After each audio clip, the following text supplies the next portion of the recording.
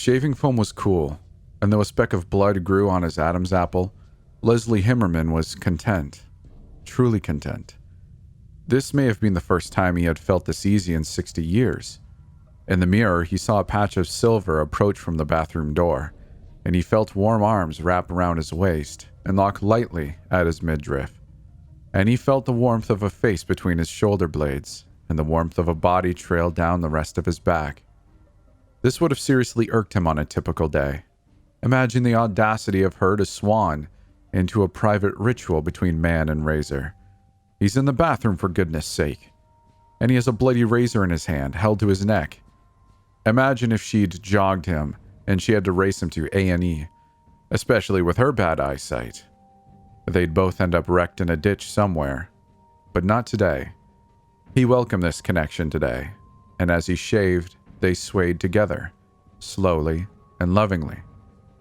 And once he was done shaving off the final strip of stubble, which his wife, Sue, called whiskers, he turned to her, and they looked deeply into each other's eyes.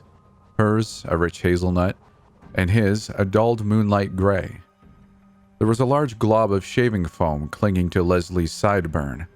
Sue reached up and hooked it onto her finger, and drew long smeared streaks across the mirror. "It's better in the dreams," she admitted. The pair admired the crude rendering for a moment.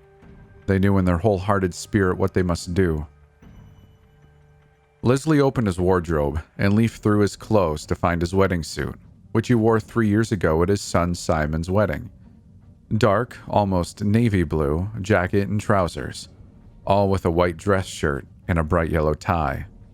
To crown the magnitude of today's occasion, he would don the dark Homburg-style hat he'd bought in eastern France for 200 euros.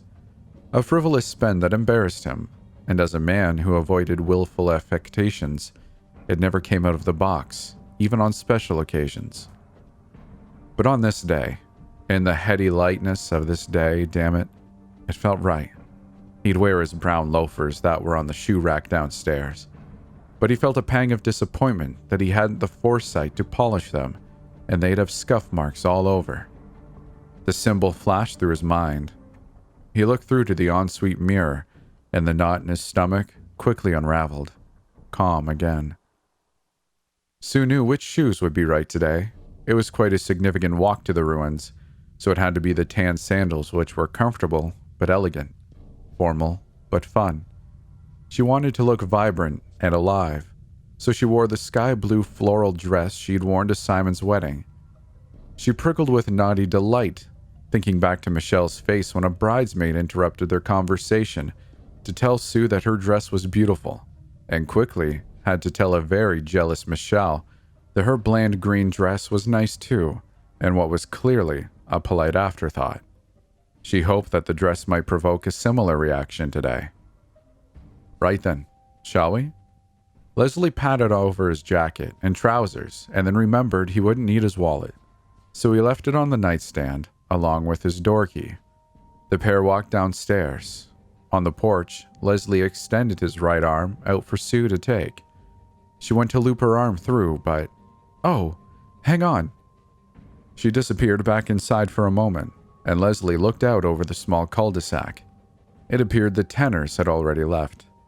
The Coxes marched forward, their children in tow. They all gave a cordial nod towards Leslie, who lifted his hat to them as they passed. The Coxes were followed shortly by Old Man Brennan, the widower, who lifted his cane to the sun and said, "Lovely day for it." "Not half," Leslie agreed, and they bucked their heads back and laughed skyward. And in the stretching tufts of white cloud, they could almost make out the symbol. He waved the widower off with his hat. "These should be big enough." Sue held out 2 large pots, the good, sturdy pots for making soups and stews. Leslie looked down into the pot handed to him. In his vague reflection, he saw a man of vigor looking back, and the hat made this vigorous man look distinguished. The couple, arm in arm, walked to the end of the road.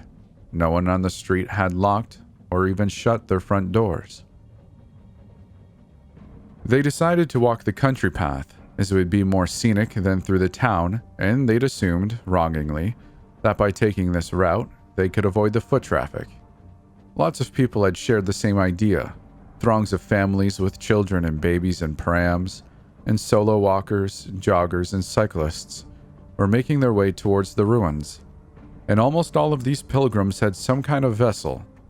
There were pots, pans, bins, jugs, plastic food containers. Leslie even spotted a fishbowl and a few urns. Sue and Leslie were intimidated by the stream of people trickling through the country path until they became members of this grand flood, and they both felt a beautiful elation at being part of such wholesome solidarity. People had come from all over the town and the surrounding villages. Sue noticed a woman whose trainers were so worn they'd had ripped. The bottom of her foot was exposed through the soles. Flesh was torn like the shoe fabric, and fresh blood oozed out over her peeled red skin. Leslie chuckled to himself and felt so foolish for worrying about the light scuffing on his own shoes. "Well done," people would say. "Tremendous effort," the couple agreed, and the people'd pat the walking woman's back, and she'd smile. Her face was so serene despite the stones and dirt eating away at her blood-soaked feet, and she soon disappeared into the funnel of people, leaving a spotted trail of dark red along the dirt and fallen leaves. After the leisurely walk down the country lane, the couple faced the charming dry stone wall that surrounded miles and miles of fields. "Not long now," Sue said, stifling her giddiness. Someone had carved the symbol into many of the stones. This would have taken hours, maybe days, and people held their hands out and touched the stones as they walked. It was warm and blissful, and many people laughed as if the stones tickled deep in their palms. The ruins were close to the center of the field, and when everyone passed through the gate, they linked arms with their walking neighbor, or, depending on which hand held their vessel, they joined hands with the person in front or the person behind. They walked towards the ruins in a huge snaking line. The chain had to be broken occasionally to move the bodies. Deep trenches had been dug out to reveal more of the ruins buried by time. People had been digging throughout the night, some with their bare hands, and their body had failed them. So, in pairs, people took turns lifting the fallen by their arms and legs and dragged them away from the ruins, where they were thrown into a ditch at the edge of the field. Damn shame," Leslie said, as he peered into the ditch and saw 3 lifeless bodies in the mud. The young man whose hand Leslie held dismissed it with a shrug. "How it goes, I suppose." Sue shuddered at the sight but agreed. If they didn't make the cut, they didn't make the cut. A young man was sobbing. Once everybody felt comfortable in their spot, the snaking bodies unhanded each other and put their pot or pan down on the ground in front of them. Sue and Leslie could see the sobbing man clearly now. He was desperately trying to filter through and find his place within the crowd, but had found himself restrained by 2 members of the procession. His once white t-shirt was covered in dirt and blood. From his wrists to his elbows, his arms were ripped apart. Bone and tendon could be seen through the split flesh. His limbs looked inhuman. He'd lost so much blood that he seemed to be swaying in and out of consciousness, driven by the same force that had brought all these other people together.